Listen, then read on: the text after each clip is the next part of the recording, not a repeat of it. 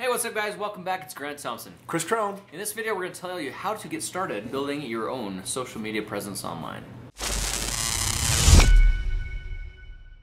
All right, so you need to build social media presence online, and the first thing that I just want to share is don't get crazy. It's amazing. I mean, you can get lost and even inauthentic, like, okay, I'm going to take this, I'm going to post it on Facebook, and then I'm going to open up my Instagram channel, then I'm going to tweet this thing out, and then after that I'm going to, I'm going to move it over to what's that LinkedIn thingy over there. And if you try to do it all at once, it can feel like a commitment that is so big that if you're not really going to be committed and stay with it, I don't know how effective really social media is if you're like doing it in waves of I'm in, I'm out, I'm in and out, or I started my channel but then I've never really been present. I mean, bottom line is, at least my experience is that social media is impactful if you stick with it. Like Facebook, I'm really loyal to Facebook. I do a really great job connecting that way. I've got, I think, 12 different pages that I manage, and that one works for me. Instagram, honestly, I keep trying to like get into it, and I just definitely don't do my LinkedIn. Drives some people nuts, but I would just start by saying, do social media where you feel like you can be consistent with it, because that way it gives your people the opportunity to predictably be able to connect with you.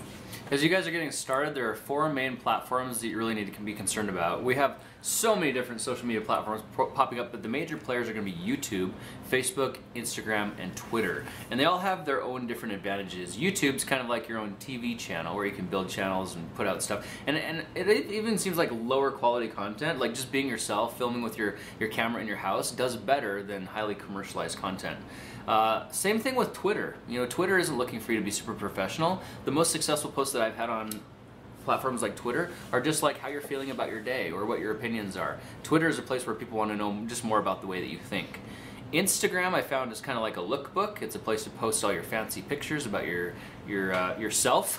It's basically like, look how awesome I am in all these places with nice cars or whatever the case may be. It's really just glammed up photos of you. And then Facebook is a place where you can give very short, digestible content to people with ADD who just wants to run through all kinds of ideas very quickly.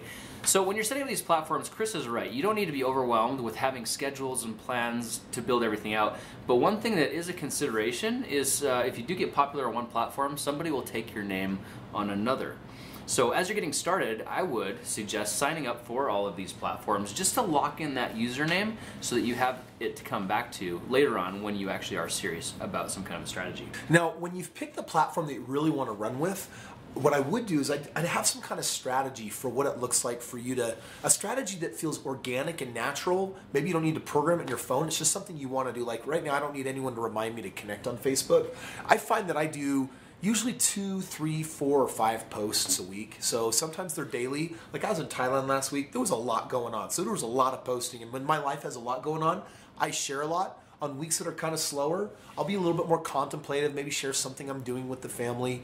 And for me, every one of these platforms, you have to learn how to do them well. You don't just want to put your stuff out there. It's like Selfmade here. We're teaching you how to do YouTube, for example, so that you can do it well instead of crappy. Facebook, I know how to write a post and get massive traction, but for me it takes some time. I've got people on Facebook generally, they want, if you want it to be high interaction, you're doing one of 2 things. You're either sharing something where you're saying select A or B, and everyone wants to contribute. I'll contribute, make choice A or B for you, and I want to give you my opinion. Or the other thing that'll happen is it's a great place for vulnerability. Not the easiest thing for people to do, but people are willing to be raw and open with their feelings and emotions or what they're going through. You're going to get a lot of support through Facebook, for example. So for me, I've got a strategy of like, hey, if I was only going to hit up Facebook once or twice a month, that's not really a strategy. I'm not really going to build an audience. I'm not connecting frequently enough with them. So the strategy has to allow you to connect frequently enough with the right kind of content that they're interested in. Because I've learned on Facebook, there's some things I'll chat about. There's crickets, there's no likes, there's no comments almost. No one really cares. So as you're contemplating, like Grant's talking about these four different major platforms, make sure that you're using them appropriately so that you can do also the intended purpose, which is I'm expanding my influence by using the channel the appropriate way. And I would also suggest to take baby steps. Once you've initialized your presence in all of these and you've locked in your username, just go through and make them look nice. Put in your little icon, put in a banner, update the description or the bio to describe a little bit about who you are. If you have that, then at least you've got something. And when people come and check you out, you're going to look like you know what you're doing. And also by doing this, it helps you establish who you are, what your branding message is, and being consistent through all the platforms. And then once you start getting into producing content, it's very easy to take that content and rework it for the different platforms.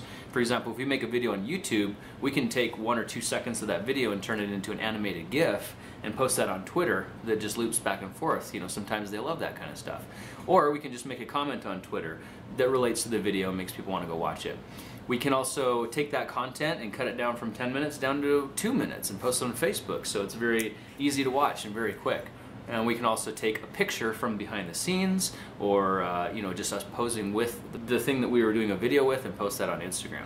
So the same content from one channel can be used for all the different platforms altogether. And because you're posting all around the same time, it helps build the momentum between all of them as well. As a final thought for today, can you just imagine being born 100 years ago? Like, it would have been like no social media, no interaction. Like, the only people you know are your neighbors and the people that you go travel to, or the people you can pen pal. And I'm going to write you a letter and tell you I shall meet you in 2 fortnights. You know, I mean, it was such different times. Today we live in such a blessed time that means that we have the ability to connect with anyone, anywhere in the world. And so it's a huge responsibility of how you use this. It's never been easier to meet people, connect with people, get to know people, and also establish what that core brand is, like Grant's talking about. So take this advice and information that you've been given today and use it wisely to go ahead and spread and build that amazing presence for yourself online. Hey guys, Kris mentioned a couple times the word connect, and I think that's what building your social media presence is all about. It's about connecting with people. So no matter what your content is, make sure you take time to engage with the people who are commenting, liking, make them feel like they're part of your club. That's how you're going to grow. Awesome. Friends, listen, if you want your next pro tips on how to build your YouTube channel, for example, that's one area in particular that Grant and I have tons and tons and tons of deep dive training in. So if you really want to dive in and tear open and get an entire system of how to do it like a pro from A to Z, make sure you go check out the website. We'll share what that looks like for you.